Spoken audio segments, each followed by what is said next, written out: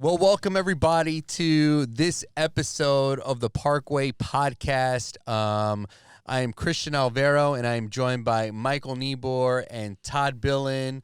We are all a part of the Parkway team and Parkway Electric and Communications. And this is our first episode in a studio together. Yes. We have gotten together since this, COVID has started, but not in this sense for the podcast. And it is so good to be here in the flesh with the two of you because you guys are just so beautiful. And we're all wearing glasses today, thanks. right? Yeah. So Did we before? 2020 We vision. always did. Oh. Yeah. And so, but it's good to have you guys. How you Good to guys be. doing? How you guys doing? I'm doing great. I'm good. You're Nice- good? Nice to I be in kind of person. miss my spare bedroom, but Yeah. that wasn't all bad either. Yeah. I actually stopped by Todd's house this past weekend to drop off some equipment that he had lent over to me, and I got to meet one of your sons. I don't know which one that was. Kyle. Kyle. He was on the grill. Yes. Yes, Nice. taking care of that. My 8-hour smoked pork shoulder. Oh, on, Yeah, man, it was good. I guess It I tasted should. good? Yeah. I guess I should have stopped over. I Should've. know. Well, I didn't get any food. You didn't stay long. Didn't enough. stay I long didn't- enough, well, man. I had my wife and the kid. We had just been over at Millennial Park. Millennium, is Yep. that? Yeah. Yeah. And had a great time there, and it was time to go home. That's too bad. Todd has Yeah. a great selection of beverages. Oh, man. I'm waiting for Typically. the invite. Till No. the boys come, then Till the the boys selection come. gets a little A lower. little low. Yeah. Well, great. Well, it's good to have you guys, and it's good to be here today. We're going to talk about how to approach a project that you are going to have, whether it's at a church, a school, in a corporate setting. When you're approaching a new project, when is it right to bring on an integrator, and when is it right to maybe just do it on your own? And I think that's an important thing to talk about, because sometimes if something is like, hey, I'm just getting a new microphone, should I contact an integrator or should I just buy it online? But if I'm going to do a whole new renovation of a space where we're going to invest $500,000 in just audio, video, lighting equipment, You should call Todd. Yes. call me. I'm sorry. Call All I Michael. heard was a $500,000. $500,000. No, sorry. No, and but honestly, when you're spending that amount of money on something, you want it to be right. And not only that, you want to have support. Because say you put up a new PA, right? A new sound system, and after you put it up, you're like, man, it's great, but it needs some tweaking, right? It's just not right. I don't know what's going on. Well, you need to bring in the experts who are going to do all the science for you, right? All the design for you, all the engineering for you. And that really goes a long way. So for me, from my background, I've worked at 4 different churches, and we always used integrators, always. But if we were like, hey, I need to buy a new microphone, or I need to get some, as an audio engineer being my trade, we didn't really have to contact an integrator to ask their opinions on like, what mic should I use on a kick? Maybe you do. Maybe you're not educated in that area. But when we were putting in a new PA, or we were updating our video equipment, and we were going to spend, $300,000-$400,000 on cameras, switcher, and everything that goes with that, there was no way I was going to do that on my own. I want to bring in people who I can collaborate with, who are going to give me great solutions, because they might be thinking of things that I haven't thought of. And they might have approached this kind of project so many times, 20, 30, 40, 100 times with different churches, different corporations. And so they're going to have a perspective that I don't have, and I want to use that to my advantage, right? And so that is what we're talking about today. I want to hear your guys' opinions on that. And so let's get started. So just to kind of play devil's advocate a little bit, when is it right for me not to have to call Michael or Todd and say, hey, man, I got this little thing I'm working on, do you guys want to get involved? And when is it right for us for them to just be like, hey, I'm just going to do this on my own, and I'm going to go on B&H or on Sweetwater or Guitar Center, something like that, and just purchase the equipment myself? I'll start. Okay. You don't mind? No, go for it. So if you have an existing relationship, so if you work with Michael, if you've worked with him in the past several years on another project at the church or school or wherever you're at, right? He's a free phone call. So, right, Absolutely. if you have a relationship, it does, I don't care if you're buying it doesn't matter what. If you're buying a new microphone, you're buying, maybe a new cable, stretching it a little bit, but the point is that Michael or myself or you, Christian, we're a phone call away. Right. So if I have a relationship with that business or that church or that entity, I always welcome a phone call. We're always trying to stay in contact. That doesn't mean we're going to sell it to them all the time, but it doesn't hurt to ask the question to get a different perspective, right? Yeah, most of my clients have my cell phone. If they've done a project with me, they are more than welcome to call me at just about any time. Doesn't mean I'll answer any time, but yeah, it might be a little different if you don't have a relationship. There's maybe a little bit more thought to go into that. So we're not talking about the buying procedure yet. We're just talking about, hey, I got this idea. Why not bounce something off one of us, right? Right. So there's always that option. So I always recommend if you're an existing customer or client of mine, call me. I've got time to answer a simple question. And even dream. I've done it Even to 100 dream. times. Yeah. Customers You're like, well, call what are you me. guys thinking? Yeah. Yeah. Oh, yeah, I've heard of that before. Yeah. Or, hey, and this is the other thing that we don't really talk about or that the customer doesn't hear about is that we're always being offered webinars. These companies, L Acoustics, or take your pick of the company itself, Marshall, Black Magic, there's always webinars happening. Right. There's always training that we're receiving about new products that are coming out, even if it's 6 months, 12 months away, right? And so if you're thinking about a project that maybe isn't happening for another year or two, you might want to get some of that information because the products that we know about aren't necessarily on the market yet. Right. So you might want to have that on your radar. So again, that's the dreaming phase, right? Well, not only that is if we don't have the answer, we know the people to ask. Absolutely. I mean, absolutely. We're ingrained in the industry that, we know people that do lighting.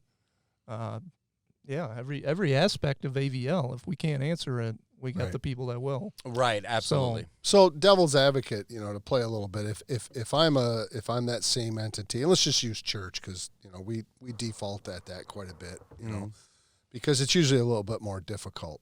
Let's be honest. There's more people involved. There's more avenues. There's more, There's color committees. Just things going on.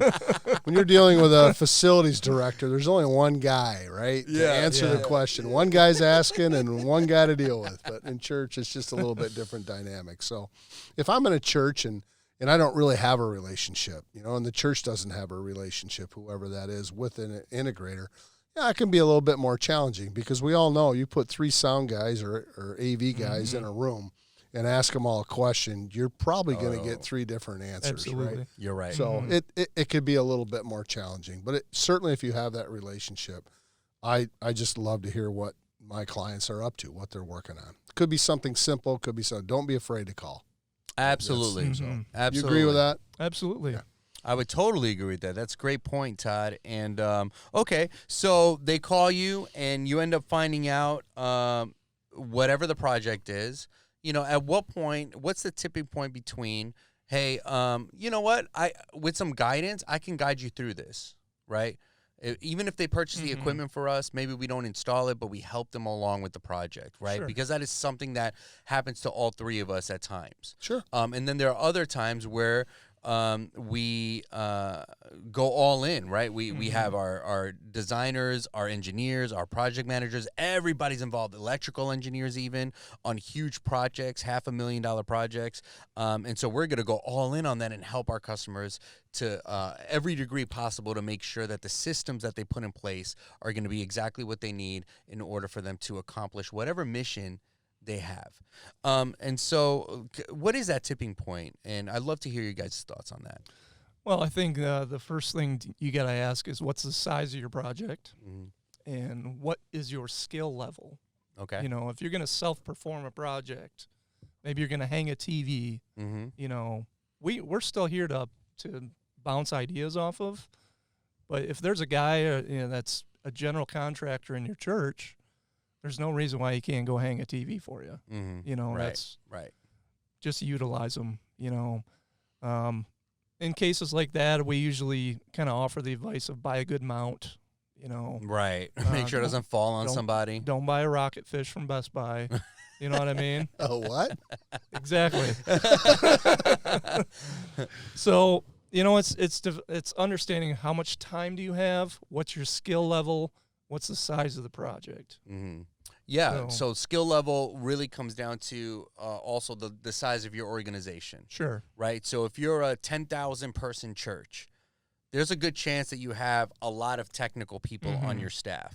But if you're a church of 500 or to 1,000, you may have one person or no persons, right? Or a mixture of the two.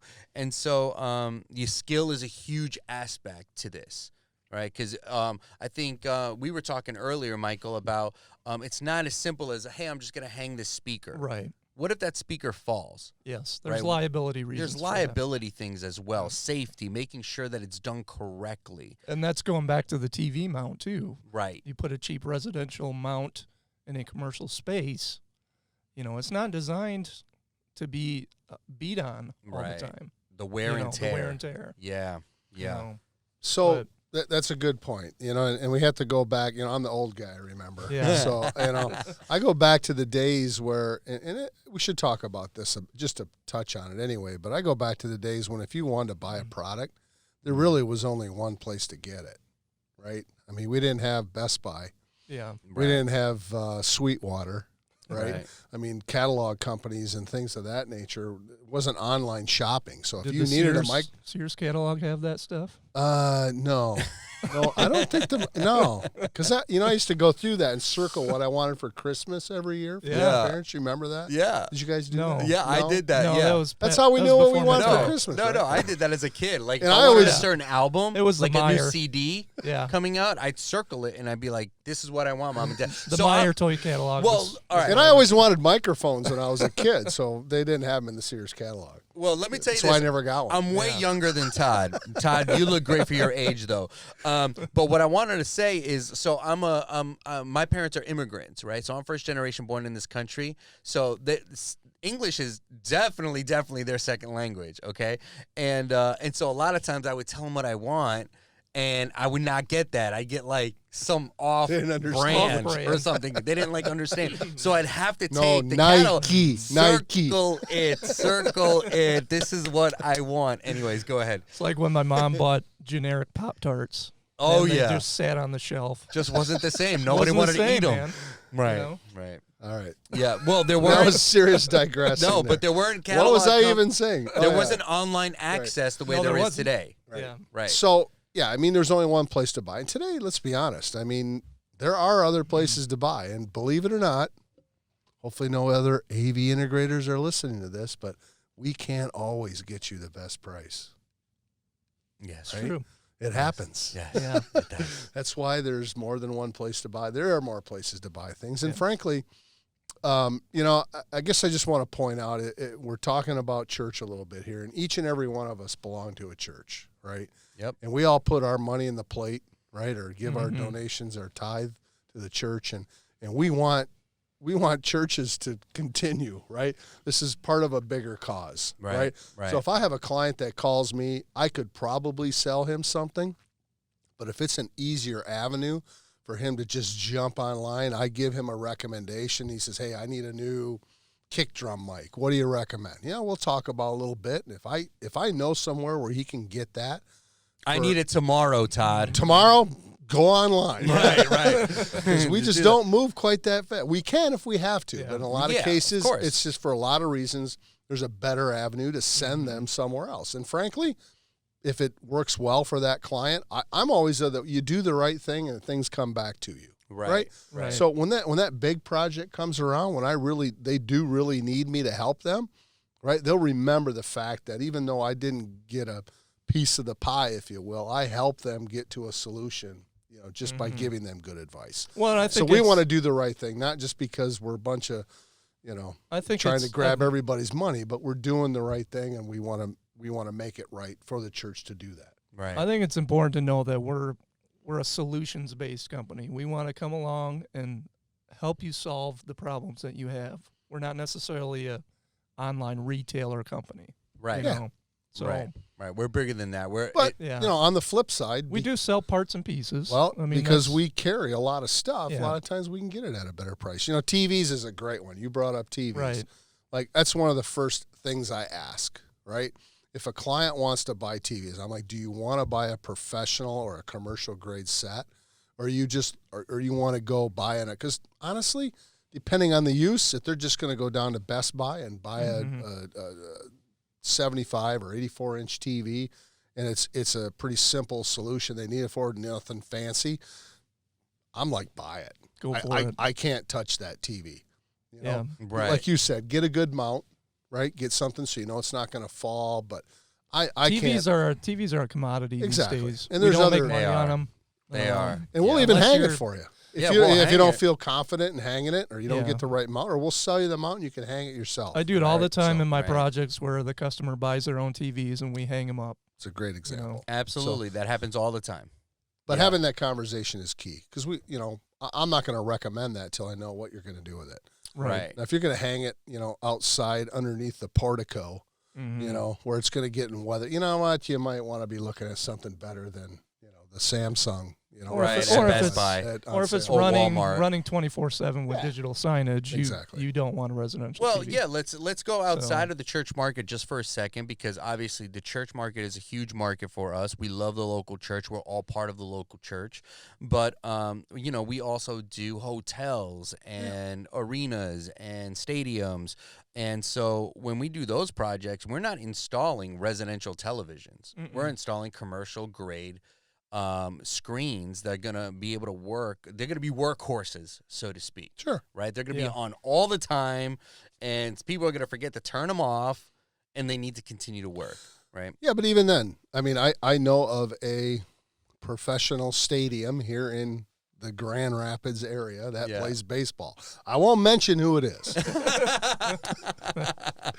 But they got TVs hanging all over their concourse. Yeah. And they're a really good client of mine. We've done a ton of work for those people, and they had a friend, I don't even know who it is, a friend of the affiliation, right? That could get them TV sets at a very cheap price. Yeah. And they didn't care if they had to replace them every 2 years. Yeah.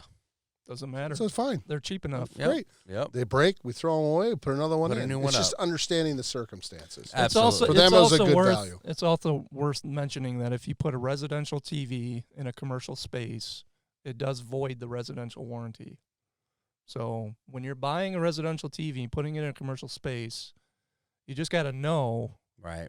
It's a throwaway. It is. You're going to replace it. Pros when it and dies. cons. And that's the other side of things. A lot of times buying things like that are throwaway, it's it's a good point. Just know what it is. You got to know what it is. So we got stuck on TVs there. No, It's a good example. That's a good example. That's a great example of like, hey, call us, but, because there's going to be a huge cost difference between the residential and the commercial grade. Yeah. And if you ask us for throwaway speakers, we'll probably send you somewhere else. We're not going to do that. Yes. All right. Well, that's great. Just taking a look here at my notes. So, all right. So now we've talked with the client, and when is it right to go with an integrator? When is it right to say, hey, you know what? We need to bring an outside voice to really help us navigate this project, because we don't know all the solutions, number one, right? We know what we know, but we don't know everything, right? And number two, we also want it to be a great solution, right? It needs to be able to last. It needs to work well. The workflow needs to work within what we're trying to accomplish. So let's talk a little bit about that. When is it right to bring in an integrator? I think, Michael, you already touched on it, I think, a little bit, but a lot of it is understanding who you are. Yeah. Right? Now, if we go back to the church example, or it could be a business too, do you have the qualified people to be able to do it? Not are they just qualified, but do they have the time? and the nice thing is we're from different background churches too. Mm-hmm. You know, we have a huge our whole technical staff is a staff of one. Mm-hmm. So that's at your church. At my church, Right. Yes, Right. So even if I bring the ability to get gear and technical and all that stuff, they don't have to go anywhere else but me. Mm. But yet I don't have time to do it all, and then leading that team of volunteers to do it sometimes makes sense, sometimes it doesn't.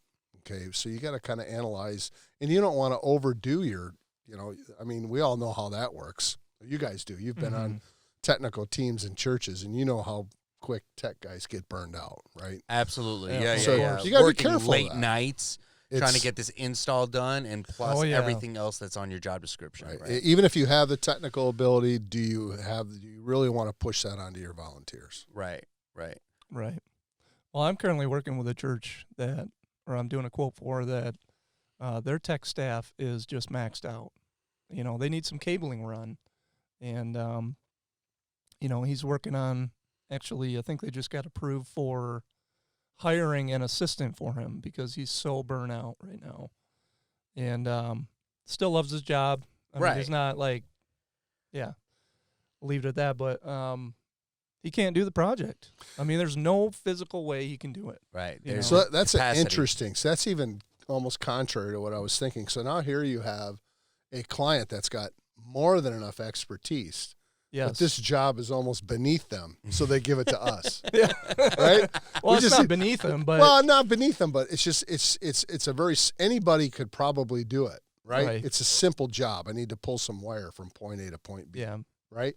Yeah, it's a complex room too. And we have that ability too. We can bring in. We don't have to send our smartest guy over there to figure that out. Yeah. We send a couple of guys over that are apprentices or beginning guys that can pull wire. Right. But it's a time consuming that doesn't take a lot of great Time-consuming. knowledge. So that's a good point too. When you're talking about when do you hire an integrator, the conversation started out with, "Hey, I know how to do this.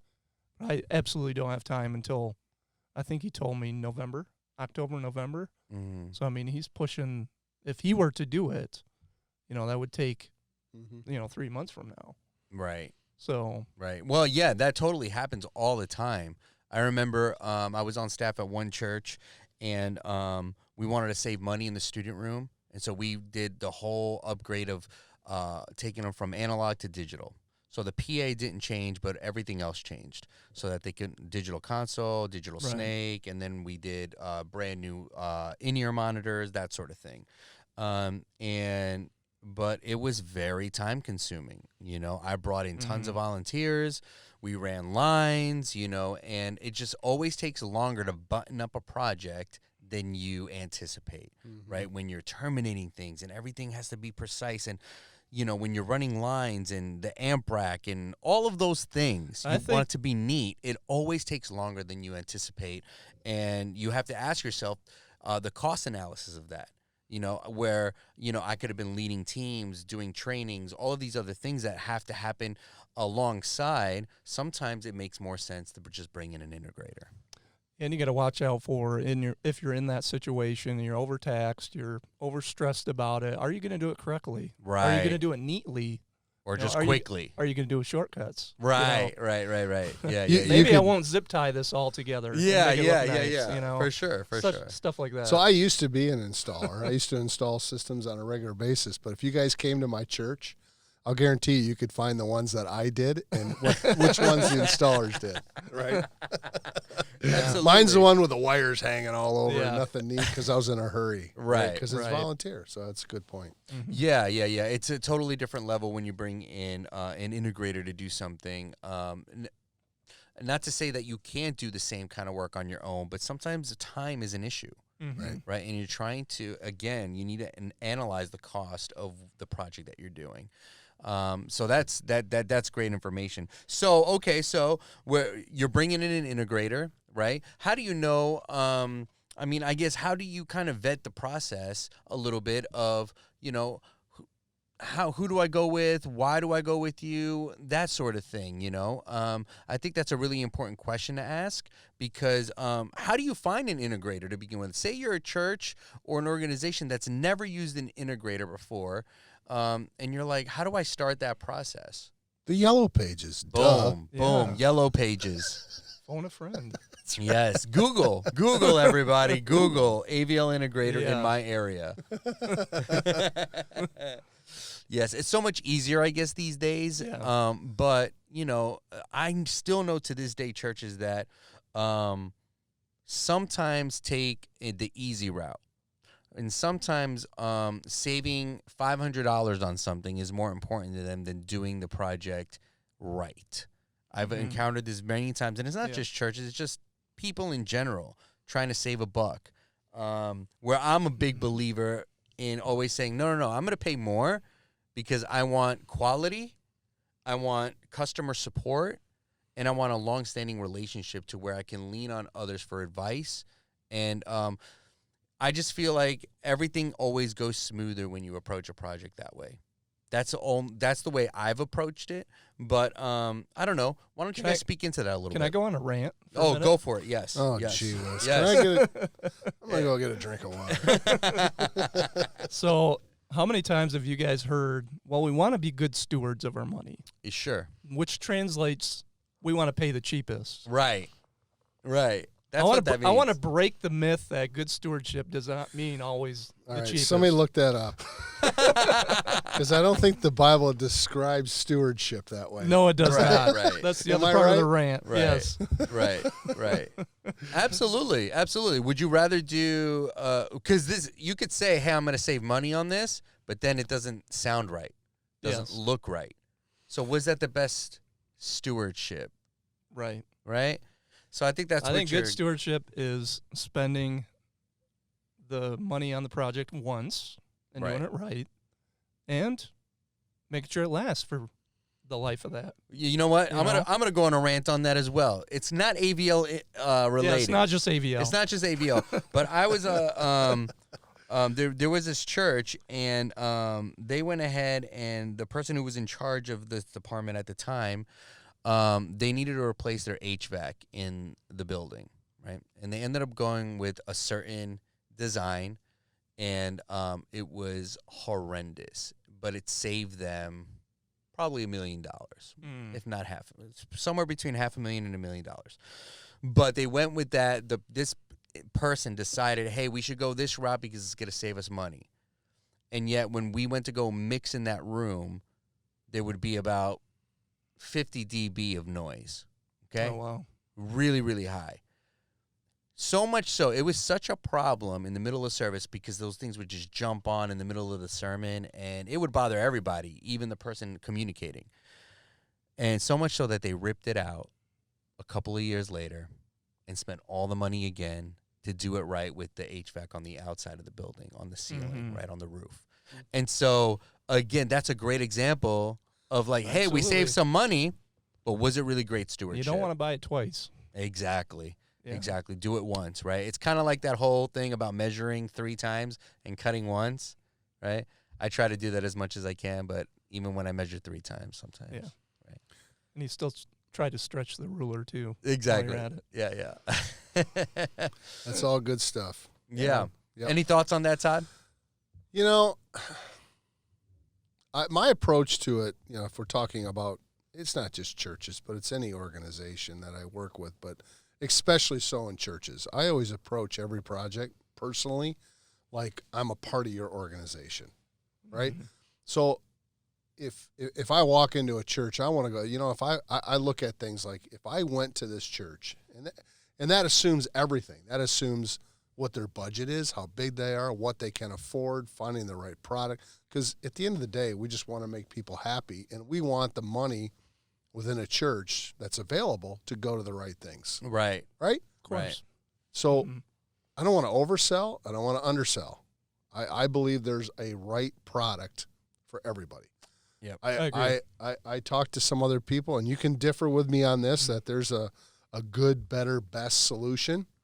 You know, some guys will say, okay, this is like the bare minimum you can buy. this is kind of in the middle of the road, and then this is the high-end solution, you know? And if I'm talking with someone that understands what those three things are, that's one thing.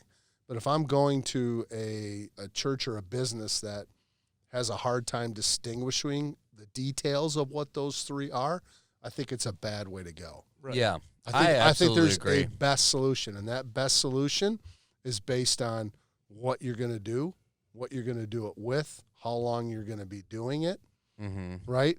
And how long will it hold up and do the job to make, make your investment pay off, Over time. Exactly. Yeah. I totally agree with you. I think that there's always one best solution. I agree. But if you give me a budget number, that best solution changes. Sure. Right? So if you tell me that your budget for a new PA is $100,000, that's going to give me, okay, and depending on the size of the scope of the project, the size of the room, how in-depth you need to get. But if you tell me your budget is $500,000, that your best is going to be different than that best. So Those are two totally Absolutely. different situations, right? and the other way to approach it is this: if you have, let's say you're replacing the PA, right, and you want to replace the entire PA in your church, right, and you say, this is what we want to do. We need everything brand new, and I can't get you everything you want for the dollars that you have available. My first thing is okay, let's break this into pieces, right? So let's start with what's more important. And then maybe in a year or two from now, you can buy the second part of that solution instead of having to buy it all at once. And a lot of times what I see people do is they'll find somebody that'll give them a price for that whole package, and they don't understand all the differences, the nuances of what they're buying, and they're the ones that 2 years later are starting all over again. Right. Yep. Yeah. Yep. And that's really sad to see, in my opinion. Yeah, we don't ever want to see that. Never. There's nothing that bothers me worse is walking into a church or a business, anything. But, again, churches are kind of near and dear to our hearts because of what they do. It even hurts me more to walk in and they say, well, we just got this a few years ago and we're not happy with it. Oh, that's just that eats me up, extremely man. frustrating. Absolutely, So yeah. I mean, we could go down a rabbit trail on that by itself, and but I think that's maybe a topic for or a even worse different yet, episode. I am not one that'll just sell you. I'm not going to sell you something just because you have money to spend. Right. Right. If everything you're telling me doesn't match up, right? So if you say, I want this, I want that, and you don't have the budget that I think it's going to need to meet your needs, I'd say just don't do it. Don't do anything. Right. Save. Start saving. Start Start saving. working Do it in towards 6 that, months. Do it right. Right. Right. Because if I sell you something, if I promote a product to you that I get you to buy because it fits within your budget and you're not happy with it, that does no good. Well, and because you're not going to call me back again. Right. You might call me back if I said just don't. I wouldn't do anything. And when you get the amount of budget you need to do this, give me a call. That person will call back.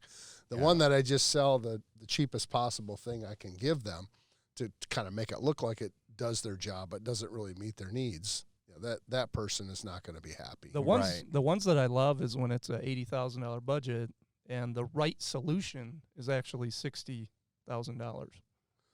That's the ideal situation. Right. It's like, hey, not only are we going to do an incredible job, we're going to save you money. If it's the right solution, we're not going to take advantage of that. And, I'm trying to think if that's ever happened to me. Yeah, once. You actually have those? Maybe once. Yeah.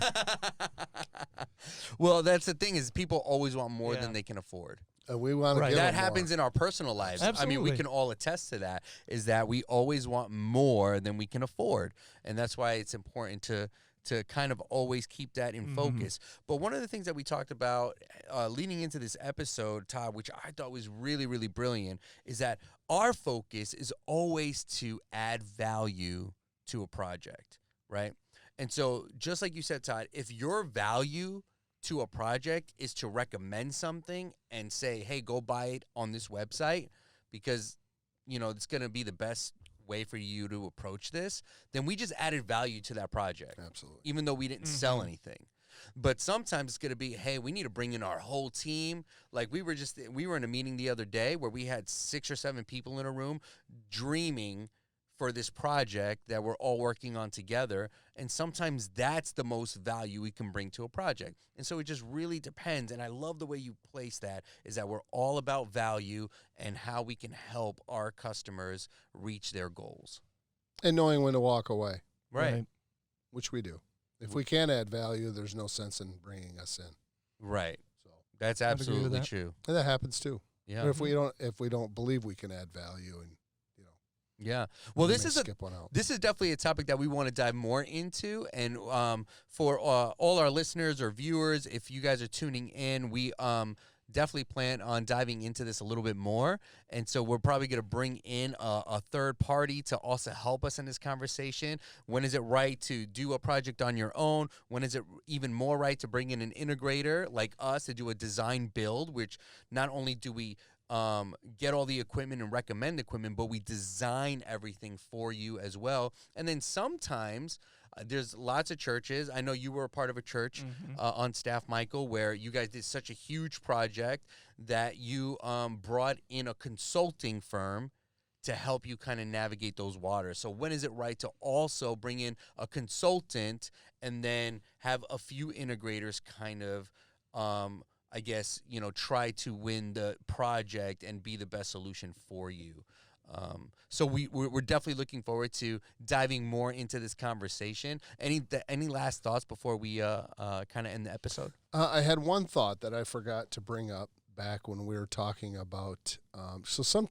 It happens quite often, more so in the church market, but sometimes in the business and industry, we'll have a church come to us and say, well, can we have our volunteers, work alongside of you, right?